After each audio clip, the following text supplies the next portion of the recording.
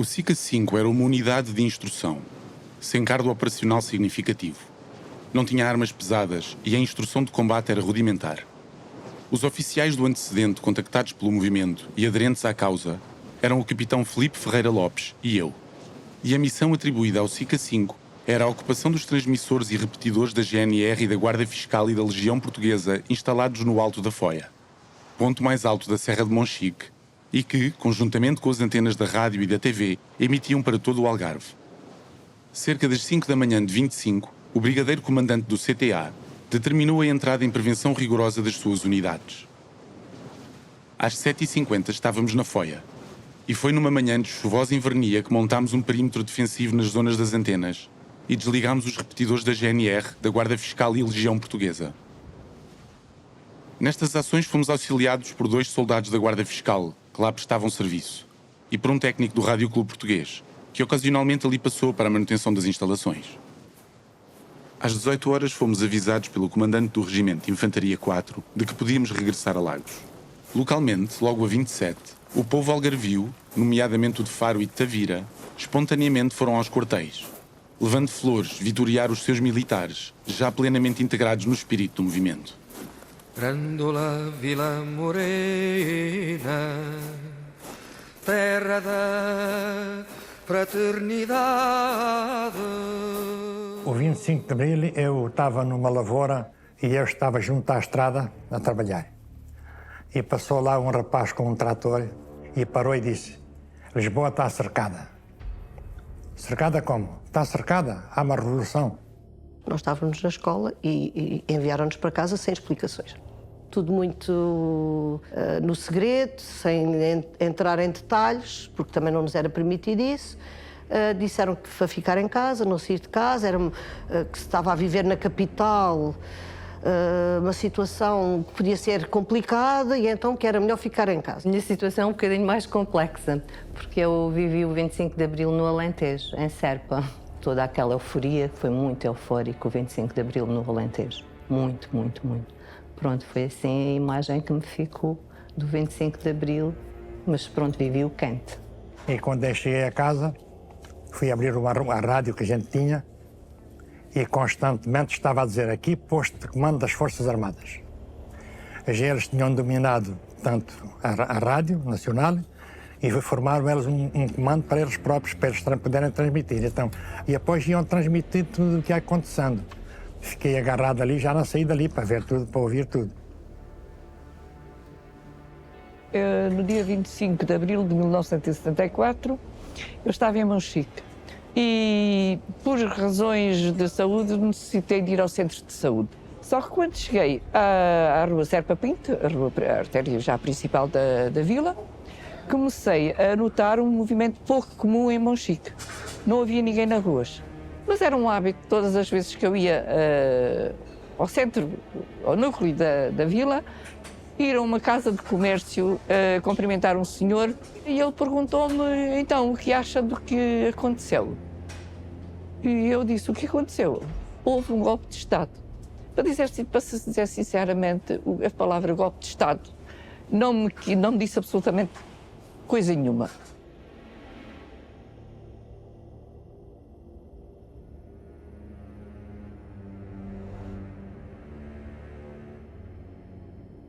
Acho muito interessante no Algarve o movimento das Forças Armadas ter encontrado esta senha, este nome de código, Bangkok, que fez despoltar o movimento das Forças Armadas no Algarve, nomeadamente a ocupação das antenas na Foia em Monchique.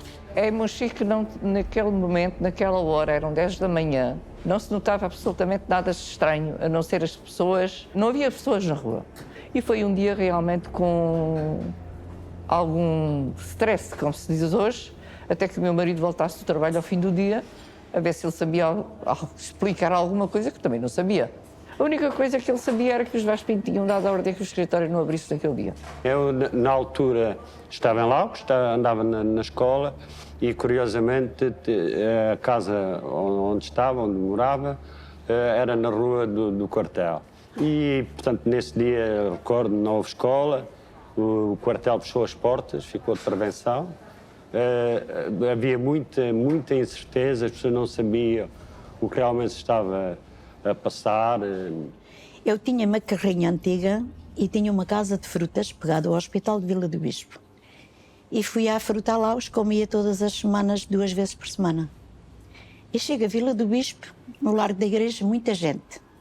À porta dos Correios, muita gente. E disse para o meu marido, olha, morreu alguém de grande relevo.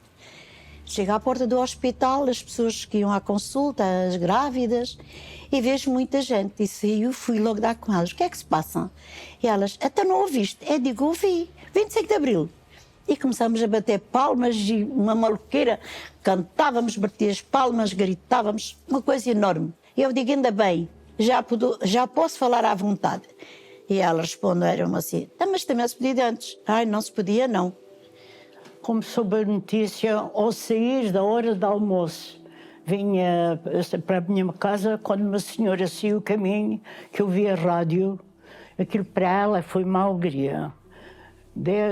Correu para nós com outra colega, que vinhamos as duas, e disse, em Lisboa, eu desce o 25 de Abril, aquilo é um desassossego lá, mas ainda bem que há para a gente falar à vontade, que não se podia falar à vontade antigamente. Depois voltamos a trabalhar, na parte da tarde, tiveram logo aquele desassossego, tivemos de tirar os quadros da parede, de Salazar e disto e daquilo, tivemos de tirar tudo.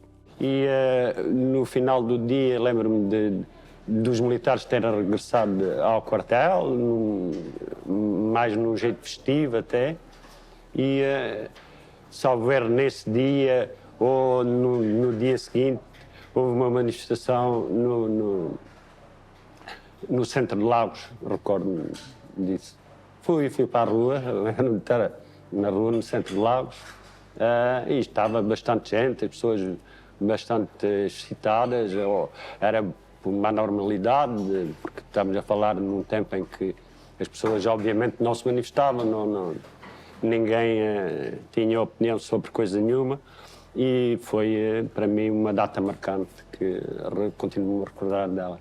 Acho que as pessoas não tinham muita clareza, sabiam que o regime tinha terminado, havia uma esperança que a guerra colonial acabasse como se veio a verificar, porque a guerra colonial na altura era algo marcou uma geração, não é? Que meu marido era militar e nessa noite deveria vir para casa e não veio.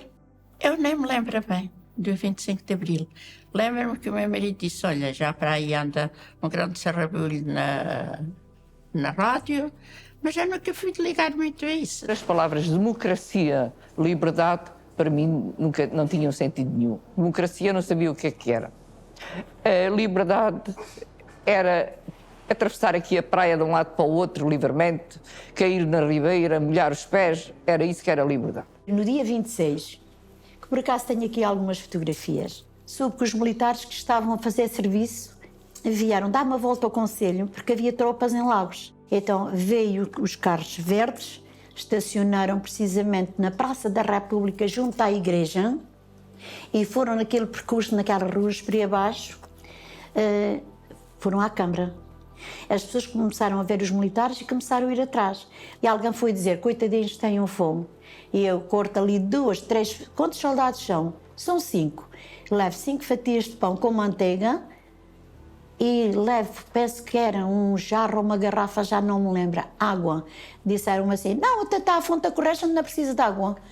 Bebemos. E então foi uma festa. Eles abraçavam, nos agradeciam gentilmente, educados, não saíam daquele sentido, como se pode verificar na fotografia que eles estavam aqui. Uma postura ainda com uma responsabilidade de 25 de Abril. E eu vou-me e digo assim, mas vocês já não precisam estar assim. Estamos no 26 de Abril. E um deles diz-me assim, minha senhora, temos que ser militares sempre com o mesmo respeito. Aqui correu tudo bem, não houve nada, havia alegria. Em maio de 74, no dia 1 de madrugada, quando eu estava já à espera da minha filha, o meu marido foi à guarda, que era lá que é ali mais em cima. Pedir assistência. Era, agora não é. Pedir assistência para ir buscar a partir à Lagos. Que era para telefonar? E eles disseram que não, que estava de prevenção, que tinha sido o 25 de Abril. A pé, manda-nos telefone. Não podemos nem telefonar nem nada. Faça como quiser. Porque, então, o meu marido veio muito aflito para casa, que não sabia o que é que havia. É assim, não te preocupes. Vai ao carro depressa e vai buscar a parteira. Quando eu realmente soube, foi no dia que fui lá buscar a parteira, porque, quer dizer, já havia uns zunzuns, ouvia, mas não tinha tanto... Ninguém sabia de nada, aqui ninguém sabia. Não tinha rádios, não tinha essas coisas, há uns disquesitos e tal, para ouvir assim uns discos. O 25 de Abril, glória de Portugal. Não houve no mundo inteiro uma revolução igual. Em vez de sangue, houve cravos, e vermelhos por sinal. Espetados nas baionetas, foi uma festa, afinal. Para todos os militares que neste ato participaram, vai o meu muito obrigada, o que fizeram ninguém esperava. Gostava que a juventude não esquecesse esta verdade. Foi graças aos capitães de Abril que vivemos em liberdade. E já agora aos governantes que nos governam então. Respeitem os militares e o povo, que é para isso que cá estão. Vamos partilhar com todos aquilo que nós vamos descobrir sobre o 25 de Abril. Que este ano celebramos os 50 anos... Exatamente. O que é que aconteceu que tornou este dia tão especial? Depois do 25 de Abril, foi dia 2 de maio, fui para Faro para fazer um mini curso de saúde pública, para depois fazer tudo isso no centro de saúde, para onde eu vinha trabalhar. Mas havia muita coisa que não era feita no centro de saúde, porque não havia quem tivesse o curso. Estava uma colega minha que fazia pensos e injeções e pouco mais, porque não havia as consultas de saúde materna, nem de saúde infantil, nem as consultas para quem trabalhava na hotelaria. Tudo isso foi depois do 25 de Abril. A Casa do Povo, naquela altura, começou a vir o médico, chegaram a vir 3 médicos e, quer dizer, e depois aprendi como dava injeções, fazia um corte, fazia o pense e fazia a escrita. O apoio que dávamos às grávidas, como eram seguidas, onde iam ter os filhos, muitas delas estiveram connosco. Depois passaram a ir para Lagos. Portanto, a cobertura que havia de saúde materna no concelho e fora do concelho, que muita gente do concelho de Algesur e de Lagos, porque Lagos e Algesur no início não tinham centro de saúde e vinham aqui. Depois fizemos também um trabalho sobre a saúde infantil, a cobertura vacinal, a cobertura de consultas das crianças, rastreio infantil, mas aquilo era sempre, todos os meses as crianças iam ao centro de saúde.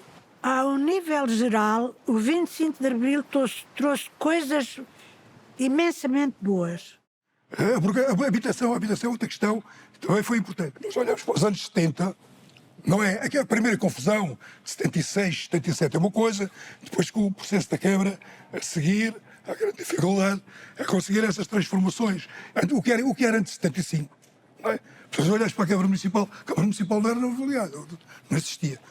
Dava papéis à malta e não mudava nada disto. Nada a ver com isto. E há uma preocupação, as pessoas vão-se agonando.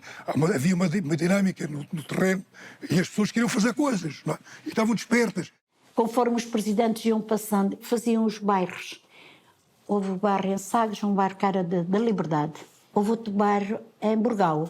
Portanto, toda aquela baixa da Vila do Bispo Petraz, quem vem daquela rotunda do Pescador, aquelas casas, cada vez que eram construídas, casas já eram assim 10, 12, 8, e ali foram construídas em várias fases. Portanto, desenvolveu-se muito a habitação no concelho de Vila do Bispo.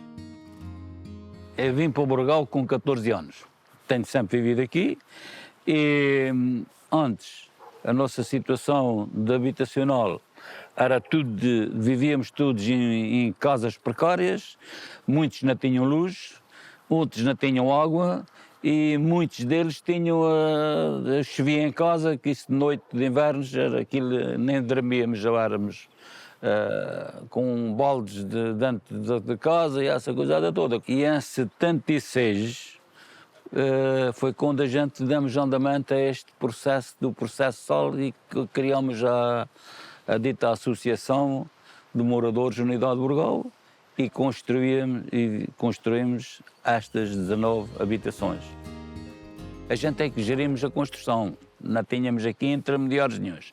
A gente tínhamos o gabinete ali a Lagos, eles pedíamos aquilo que a gente precisávamos, eles preenchiam lá os papéis, a gente pegava nos papéis, íamos à Câmara de Vila do Bispo para eles pôr o visto e assinar, eles entregavam os papéis à gente e a gente daqui mandava-se os papéis para o Fundo de Fomento de Habitação, que isso é que era o financiador do dinheiro.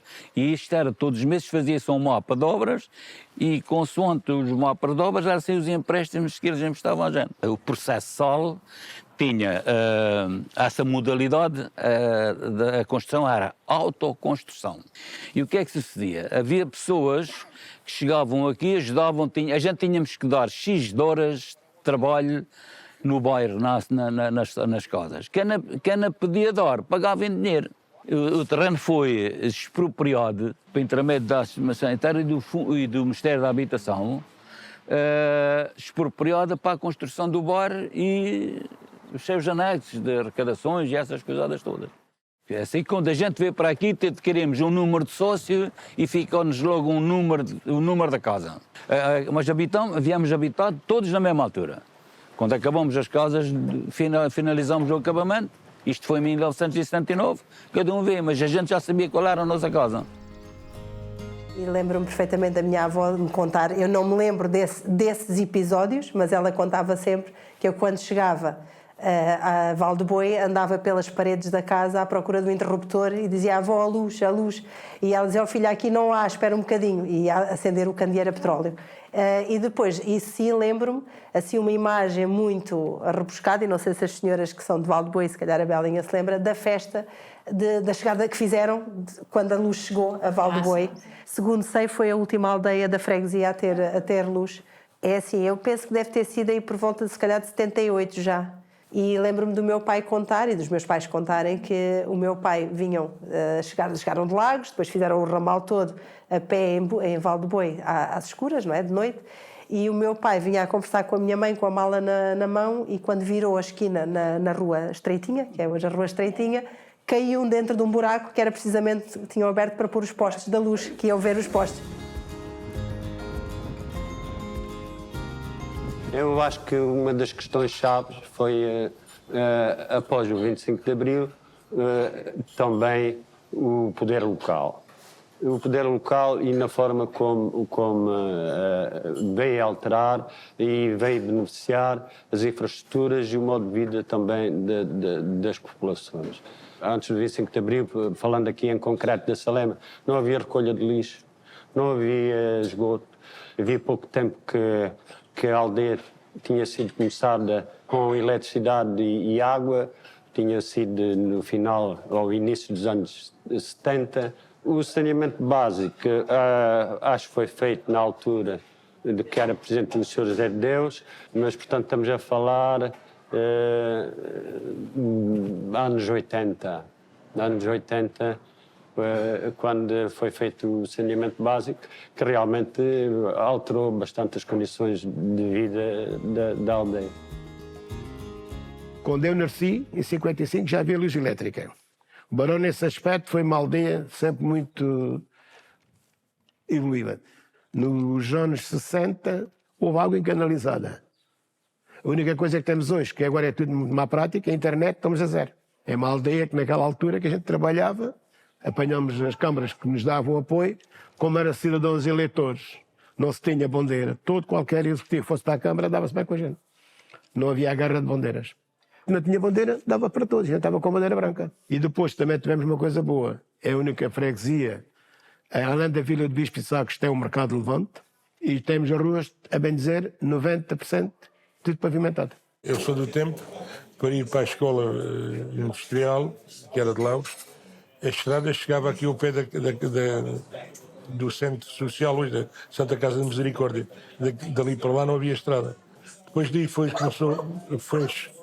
fez estradas para o Porto, arranjou-se um cais para atracar e descarregar o peixe, depois era transportado sempre à mão. O Porto Tabuleiro é depois do 25 de Abril e antes dos fundos da Comissão Europeia. Pós 25 de Abril, o que nos trouxe também aqui ao nosso território, ao nosso país, foi a inclusão de novas normas e diretrizes, nomeadamente aqui no nosso território, que foi implementar aqui uma área de parque natural, e isso teve influência na questão da apanha do percebo, como é óbvio, ou foi criada legislação específica nesse sentido, com que fez que nós tivéssemos de adaptar a essas situações, e essa é uma das diferenças também que o 25 de Abril nos trouxe aqui para o nosso país. Sou ainda do tempo, nos inícios, onde ainda não eram utilizados estes fatos de neoprene que há hoje em dia. Naquele tempo era com umas camisolas de lã de ovelha, e por cima da camisola de lã eram umas camisas de ganga. Diziam os homens antigos que a água, ao bater naquelas camisolas, escorria e não deixava passar para dentro. Ilusão que passava na mesma. Mas não havendo mais nada, era o que tínhamos. Pois eu, quando me dediquei à atividade, já tive algumas regalias. Já havia o fato de neoprene, já havia outras condições que não havia antigamente. Mas não deixa de ser uma atividade dura e perigosa. Não sei se teve influência o 25 de Abril ou não, pois, pelo que se sabe e pelo que se diz, houve alterações no país, mas isto que nós aqui acabamos de referir, até com as novas tecnologias, novos processos da apanha, pode ter alguma influência no 25 de Abril, mas do que eu vejo e que posso dizer é que a apanha do percebo continua sempre a ser pelo mesmo processo e pelas mesmas formas que sempre foram.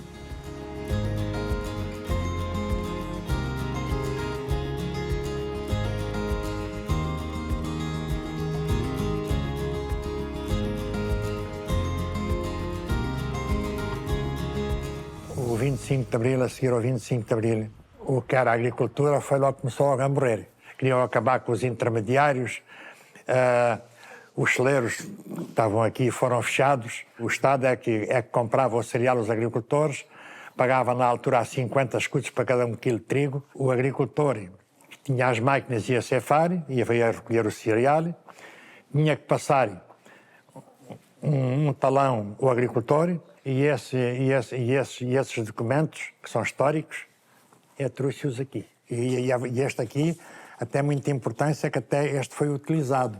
E tudo, e depois está a minha assinatura aqui abaixo outra vez e está a data. Este foi a 1 de agosto de 1988.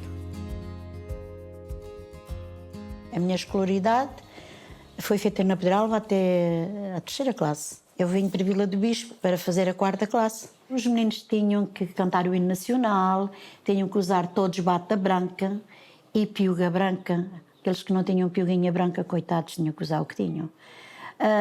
Mas a bata e o hino nacional era sagrado na escola, que o nosso regime assim o obrigava. Fiz a escola primária aqui, nos anos 60, portanto lembro-me de ir à escola e ainda cantar o hino nacional com a mão estendida e ter na minha frente um retrato de Salazar e um Cristo crucificado que me aterrorizava tudo aquilo. Frequentemente vomitava. Havia as 4 classes juntas, uma professora que não hesitava em bater com o ponteiro e dar palmadas nas mãos. Eu tive sorte, porque tive os 3 primeiros anos uma professora que era... eu acho que era uma senhora espetacular e era sempre... Quando ela chegava à reguada era uma situação, ou o ponteiro era mesmo uma situação extrema. E mais ou menos com 7 anos de idade fui viver para a Luz, onde frequentei a escola primária, e devido às possibilidades da época, ou às impossibilidades, não me foi permitido na altura seguir estudos mais além, por falta de transportes e porque também os estudos das meninas não eram tão evidentes quanto dos rapazes, onde as pessoas faziam mais questão em dar uma educação superior a um rapaz. Era uma menina menina, atenção, nós estamos a falar, havia ainda uma distinção grande entre uma menina e um menino. Portanto, a sociedade machista, não é? Que na altura era forte. A menina tinha que ser mais protegida, não é? O rapaz podia decidir o que queria, nós ainda estávamos um bocadinho condicionados. O que eu notei é que as meninas foram muito mais estudar. Se olharmos antes disso, a minha avó adorava estudar e nunca teve essa oportunidade. A minha mãe também não a teve, não lhe deram. E o que acontece é que, por exemplo, lembro que no meu ano, quando fomos estudar, foram todas as meninas que foram estudar, porque os rapazes mais baldas não quiseram, nem investiram neles. Sim. Anteriormente, muitos dos rapazes daqui que estudaram, que tiraram cursos superiores, foram rapazes e não raparigas. E porquê? Porque iam para os padres, todos passaram para os seminários. Os seminários eram o grande suporte aqui das famílias para os rapazes irem estudar. Estudei aqui na escola primária e depois concluí os estudos na Escola Industrial, na altura era assim, Escola Industrial e Comercial de Lagos, em Lagos, que era por acaso lá que me encontrava quando foi o 25 de Abril de 1974. E relembro-me na escola houve muitas alterações, porque eu lembro-me que era obrigatório, por exemplo, nós estarmos, quando a professora entrava, todos tínhamos que nos levantar, o hino nacional, rezar, também tínhamos que dizer o Padre Nosso e a Ave Maria também acabou, e tiraram as fotografias todas do Salazar, do Marcelo Caetano, o crucifixo, desapareceu tudo das paredes e começamos a pôr os nossos trabalhos, aquelas coisas mais inovadoras. Isso... Na minha casa ainda se falou de eu ir fazer o primeiro ano do ciclo, que era o primeiro ano e o segundo ano, em Lagos. A minha mãe tinha muito receio, porque era uma distância grande, os transportes também não eram tão frequentes como são agora, e então optou por me colocar na telescola. Havia aquele receio de dizer, vai para a telescola, não fica bem preparado. O que eu acho que não aconteceu, portanto, não aconteceu. Para nós foi interessante porque nós ficamos no nosso grupo de amigos. Fiquei com algum receio quando cheguei a Lagos de pensar eu estou mais atrasado, não consigo acompanhar as matérias. Não, pelo contrário. Que nós em Lagos apanhamos o pós-25 de Abril, aquela situação toda transitória, há professores, não há professores. Houve ali uma reforma do ensino e nós sabemos que quando as reformas existem que depois têm que estabilizar, não é? Na altura passamos do 8 para o 80, se posso dizer assim.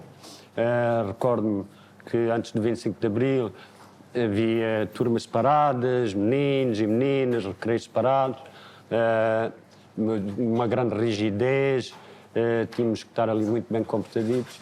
E depois do 25 de Abril passou-se para outro extremo.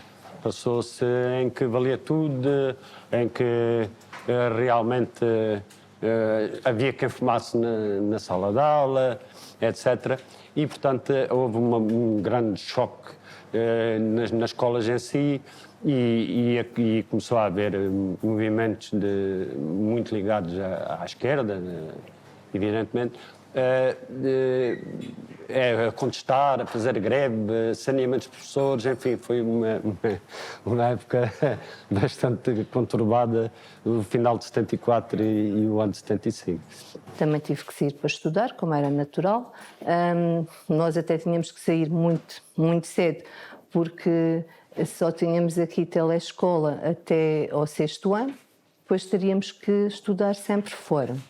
Eu fui para Lagos até ao que era o 11º ano, depois fui para Faro, depois voltei à Vila de Bispo até hoje. No meu 2º ano de vida profissional fui professora da telescola, fui colocada, as colocações eram como são hoje, anuais, e naquele ano calhou-me ficar aqui na telescola de Vila de Bispo, num dos últimos anos da telescola. A verdade é que se formos, se calhar, ver os resultados, eles são animadores. Nós temos, neste momento, a grande parte da nossa população estudantil do Conselho acaba o 12º ano.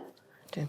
Seguem com cursos profissionais ou cursos superiores, mas seguem. Aliás, eu acho que se formos fazer um levantamento, já temos uma grande percentagem de naturais do Conselho com com cursos superiores, coisa que no nosso tempo éramos duas ou três. Ali a minha geração, o 12º ano já era obrigatório, portanto teríamos mesmo todos que ir para Lagos. Lembro-me que na minha época existiam ainda alguns cursos profissionais, houve em Vila do Bispo e houve pessoas que se calhar ficaram por ali, mas a oferta não era muita e penso que pouco tempo depois também terminou. Eu fui para a universidade com bolsa de estudo da Câmara Municipal, com o apoio, que teria sido muito difícil se não o tivesse tido. Sinto que a autarquia tem investido nessa parte, apoiam muito os jovens, principalmente nessa parte da educação e das bolsas de estudo e para podermos seguir.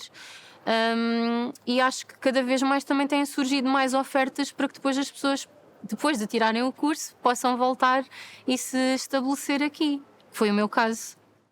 Vamos ver o vídeo pequenino e depois falamos um pouquinho. Eu quero ver o que é que vocês têm para me dizer depois de verem o vídeo. Combinado? Sim? Então vamos lá.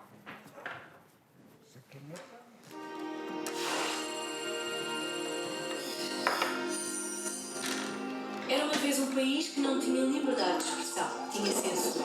Não se podia falar abertamente contra o governo, nem sequer beber Coca-Cola. Alguém conseguiu apanhar o nome daquela polícia que controlava? Pila, pi.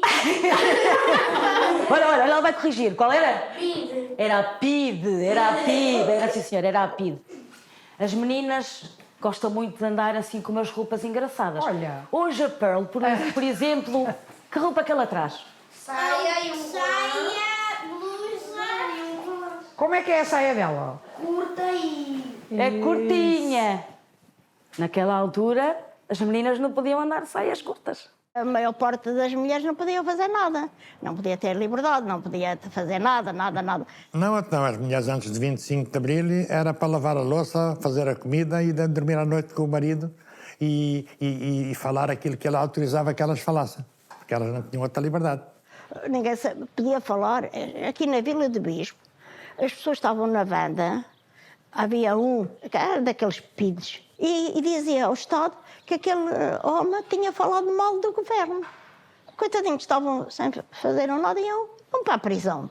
Antigamente as pessoas se abrissem a boca a dizer fulano tal é isto, no outro dia a GNR vinha buscar. E eu ouvi falar pela primeira vez em Angola na PID.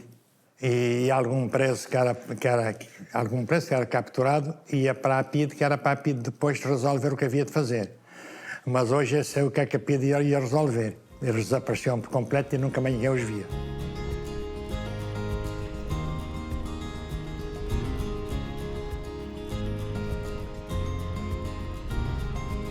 E o 25 de Abril, talvez pela questão da liberdade, é um tema que sempre esteve muito presente na minha vida. Eu não tenho memórias, eu tinha 2 anos quando o 25 de Abril acontece, portanto não tenho aquilo que se poderá dizer que são histórias, não é? E lembranças, mas uma coisa que é muito clara em mim é que sempre foi uma data muito importante. Eu acho que para mim é muito mais importante até do que um Natal, uma passagem de ano, porque para mim sempre esteve muito associado a ter voz, a termos possibilidade de expressar. Somos a primeira geração, não é? A minha geração é aquela que já nasceu em liberdade, ainda que estivesse no início. E como mulher, logicamente, isso ainda tem um significado maior. Eu entendo que se calhar aqui não sentiram tanto o não poder fazer algumas coisas. No meu caso, sinto mesmo que é o podermos agradecer o que temos. Eu acho que ser nascida em liberdade e poder escolher e ter a minha opção, seja profissional, seja aqui neste serviço à comunidade, que acaba por ser um serviço à comunidade, não é? E este direito, antes do 25 de Abril, as mulheres não chegavam a um cargo deste, que ainda que estamos a falar de um cargo da política local, não é? Do poder local. E era bom que elas beneficiassem dessa liberdade que lhes foi dada, porque elas hoje ainda sofrem muito na mão de certos homens, porque eu sou homem, mas eu digo isto porque é verdade, e eu tenho escrito muito sobre as mulheres, sempre em defesa delas, sempre. São rosas lindas, tão belas, as mulheres que Deus nos deu. Nada é melhor do que elas, são anjos vêm do céu. Elas são as nossas tias, nossas mães, nossas irmãs, elas são as nossas fãs do homem todos os dias. Aí, quando cheguei a Contínua, como vi que ali que já havia mais coisas para mexer, já me pediam para ir tirar algumas fotocópias, o telefone já tinha que ser atendido com outra personalidade, e eu aí comecei a perceber que tinha que ter mais alguma coisa para poder saber falar melhor e para perder a vergonha de falar com as pessoas. Fiz o 2º ano e assim, lá disseram-me logo, isto é uma coisa que tem continuidade. A senhora para o ano vem fazer num ano e fica com o 5º ano. Boa! Então aí eu disse, então vou tirar o curso de telegrafia aqui no há. Fui para Lagos, para uma escola, trouxe o diploma de telegrafia, eu fui, concorreram 3 senhoras e fiquei escriturada da datilógrafa e já os panos foram arrumados.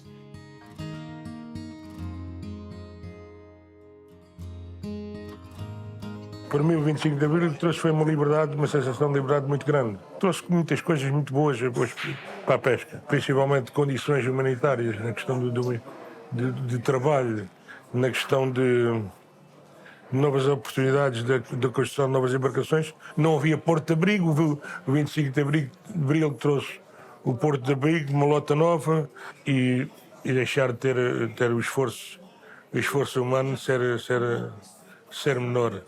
Porque a pesca, de qualquer forma, é sempre dura, mas a forma como ela foi a seguir ao 25 de Abril é completamente diferente. Para os alunos, a liberdade é poder estar na sala de aula e, por exemplo, usar o telemóvel, não é? Quando nós falamos que havia a repressão, até o próprio, quando eu digo as meninas não podiam votar. Mas porquê? Porque lhes era vedado. Quando nós, por acaso, abordamos o tema da liberdade, como chegou a liberdade, eles acham que é impossível alguém a poder ter ido à escola quando queria ir à escola. Agora, nós temos o contrário. Nós temos os miúdos agora a argumentar. Temos uma sociedade de alunos de direitos. De direitos. Mas pronto, depois quando se discute os factos históricos, como, por exemplo, de haver repressão, de ter sido necessário haver uma revolução para que essa repressão acabasse. Agora, com o contexto, por acaso isso tenho notado, com o contexto da guerra da Ucrânia, eles já percebem melhor as guerras coloniais, que antes aquilo... Uma guerra? Para que é que havia lá uma guerra? Porquê? Nós podemos dizer que fizemos uma revolução sem sangue, o que eu acho que é admirável. Acho que somos distinguidos a nível mundial de ter conseguido derrubar um regime sem haver sangue, não é? De um período de 50 anos, o que aconteceu? Não é? Onde é que chegamos? Fizemos um percurso de 75 até agora, são 50 anos. Que são uma transformação muito grande. Quer dizer, o país que muda é completamente. Aquele mundo era outro mundo. Era outro mundo, as pessoas têm que ter consciência disto. Não vale a pena se olhar para as pessoas como viveram depois e como a vida das pessoas também mudou profundamente. O que é que mudou na Vila do Bispo? A sociedade é mais aberta, A sociedade é mais aberta. Acho que, apesar de não ter vivido, acho que que ainda dou mais valor, se calhar, ou não querer e voltar a um espaço, voltar que não seria eu voltar, mas chegarmos ao que eu vi contar, não é?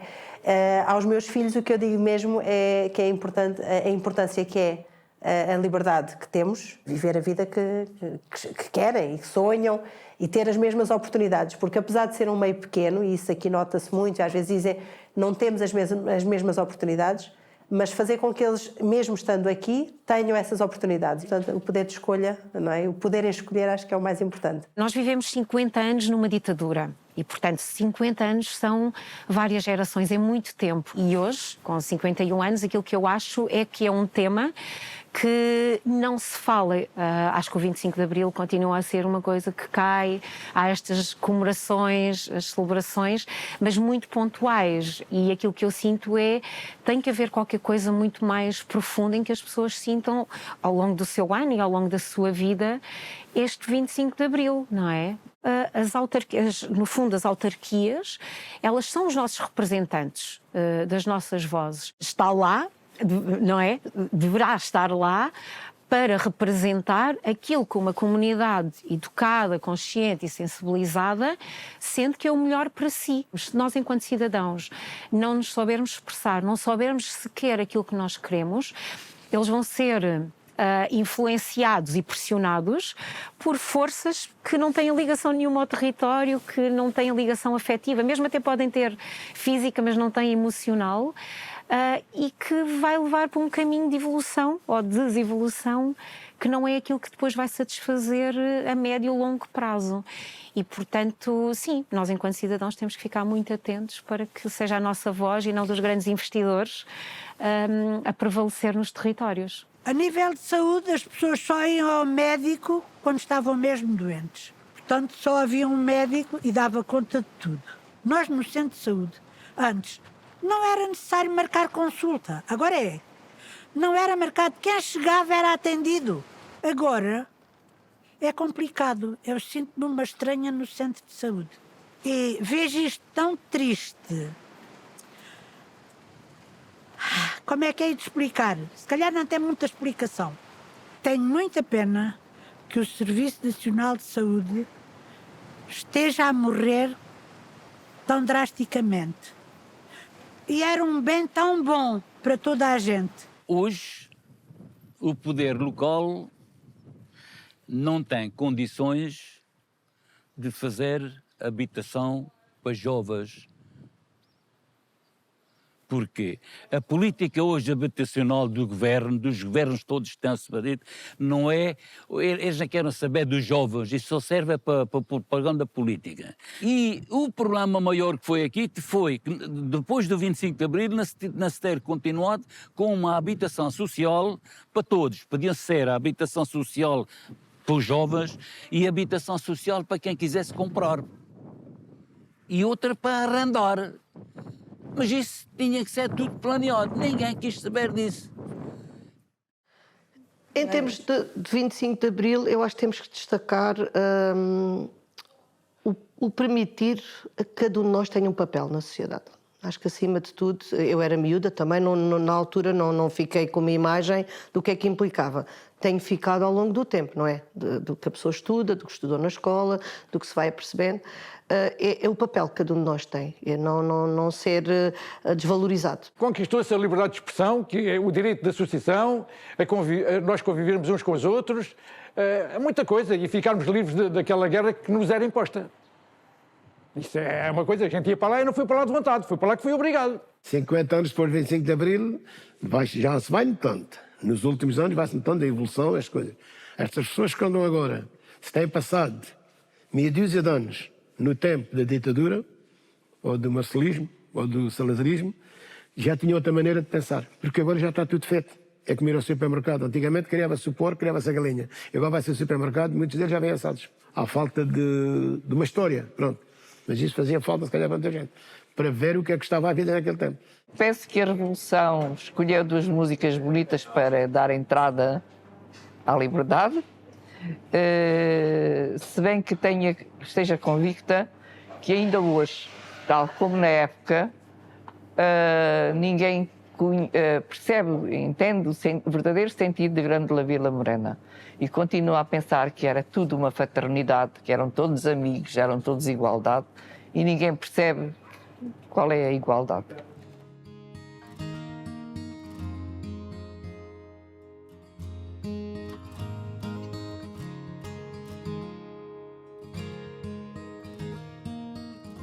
A liberdade que foi tão espezinhada e tão mal interpretada, porque aqui liberdade é isto, toda a gente fazer o que quer fazer, sem respeitar o outro. Quando a liberdade é uma coisa muito nobre, muito bela. Eu que não sei o que foi não viver em liberdade, posso afirmar. Eu que vi jornais serem criticados pelas notícias com o lápis azul que a PIDE lá arriscava tudo, livros clandestinos, o medo de estarmos na rua, tudo esse medo que nos podia... Tínhamos medo de ouvir música. Então, para mim é um conceito maravilhoso, acima de tudo, para respeitar.